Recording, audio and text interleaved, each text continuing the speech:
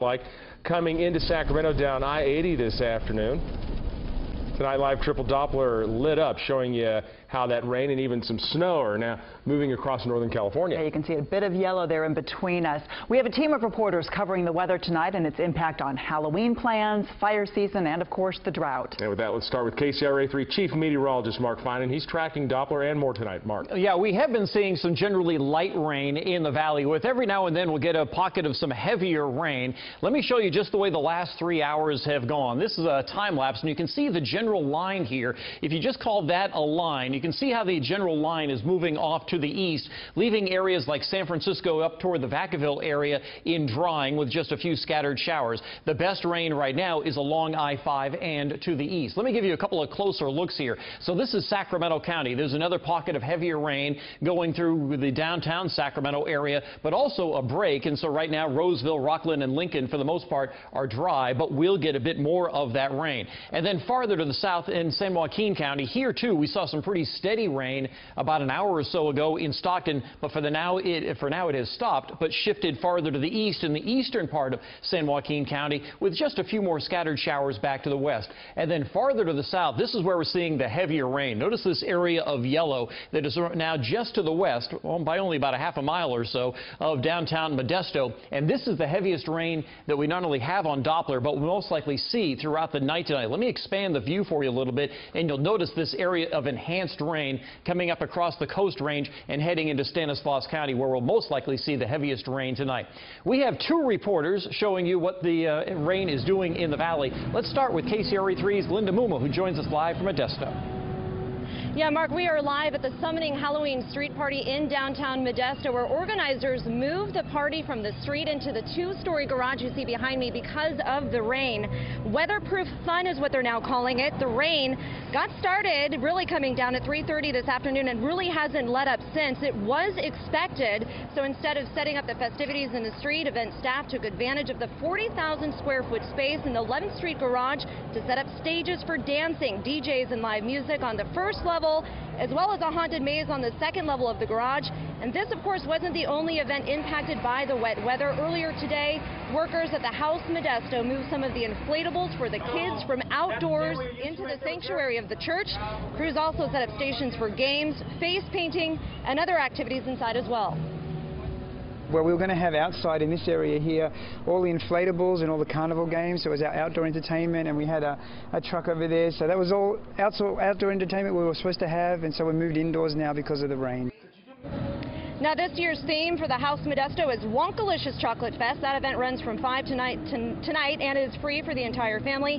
This event downtown runs from 6 to 2 o'clock tonight, and it's $20 at the gates. And coming up tonight at 6, we'll show you a homeowner in Turlock who swears that her Halloween decorations are waterproof. But for now, let's turn it over to Sherikina Shams in East Sacramento for a look at how trick-or-treaters are braving the elements there. Sherikina?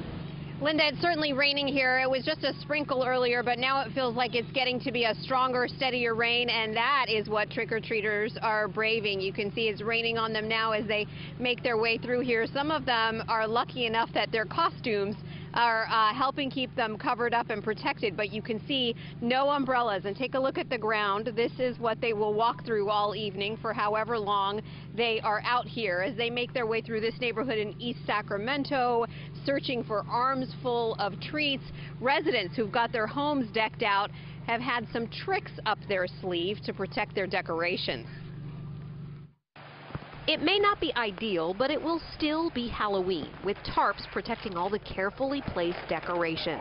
Well, it's a lot more fun to do it outside when they come up and then go down, you know, rather than just having to open the door all the time. Yeah, but if you go inside and you sit down, you end up just getting up all the time. If you're trying to lose weight, come on over if you want to do that. A few blocks away, Pam Sarche just moved in a couple of months ago and soon began buying enough candy for an army of children who usually stroll through here, 42nd Street, year after year.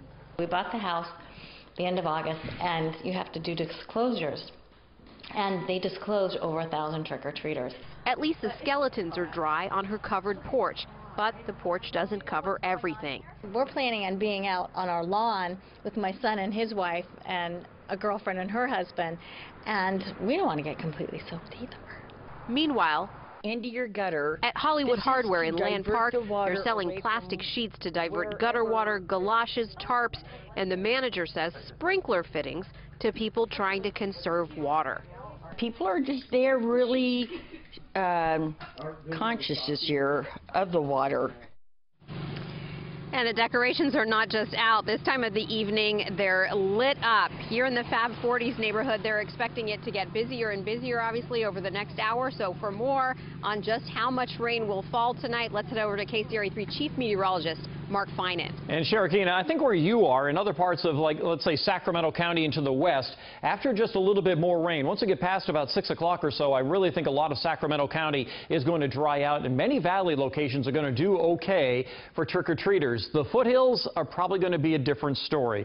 The rain is rather steady right now throughout the foothills. I'm just going to take you all the way down Highway 49. These are areas that will probably stay with rain, not only for the next couple of hours, but probably all the way up until about 9 o'clock or so tonight. So around Grass Valley, Nevada City, then all the way down Highway 49, you can see these areas of light green and dark green indicating some light to heavier rain. And the same is true through Auburn and down through Cool and Cameron Park and Placerville and Georgetown. All sorts of foothill locations either getting light rain or moderate rain. Plymouth might be getting a little bit of a break right now, but there's more heading that way. And through San Andreas and through Angels Camp, some steady rain. And while Sonora just has some hit and miss showers for right now, I do think that areas like Copperopolis, Angels Camp, and Sonora might see some of the heaviest rain as we get into the evening hours. Back to you. All right, thanks for tracking that for us, Mark. And families not the only ones, of course, thinking about the impact of the rain and the snow. Fire crews are as well. KCRA 3's Tom Duhane is live for us in Auburn. So, Tom, what's CAL FIRE saying now about the fire season?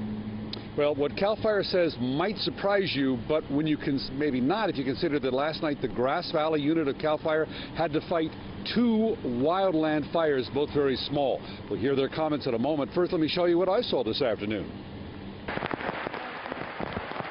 Around noontime in Nevada City, a brief moderate downpour as the skies opened up.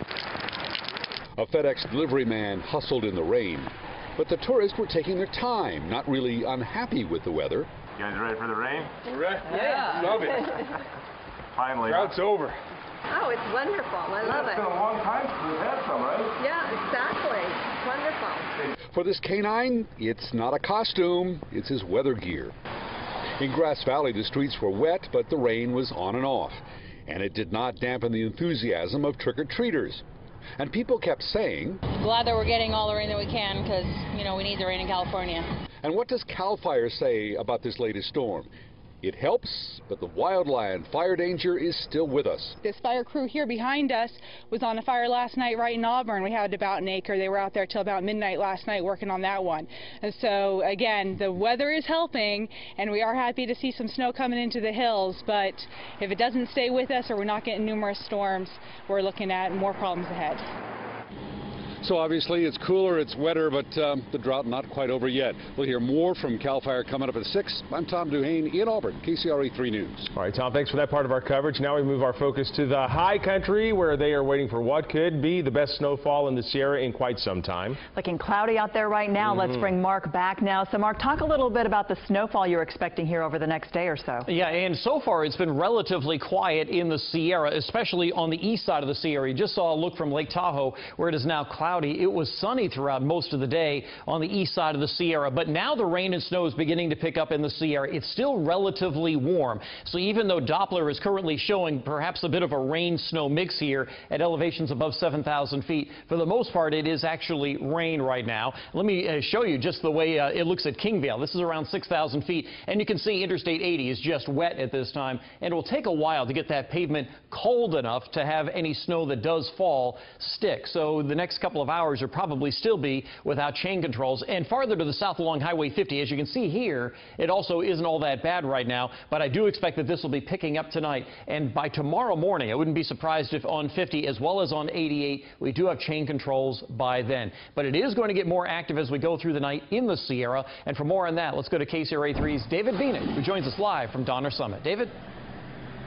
Yeah, Mark, you're right. Right now here at Donner Summit, we just have a light rain falling, but within the last half hour, we've also had sleet and freezing rain. On Interstate 80 behind me, you can see, no chain controls in effect yet, but it certainly could be some black ice conditions out there, which can be just as dangerous.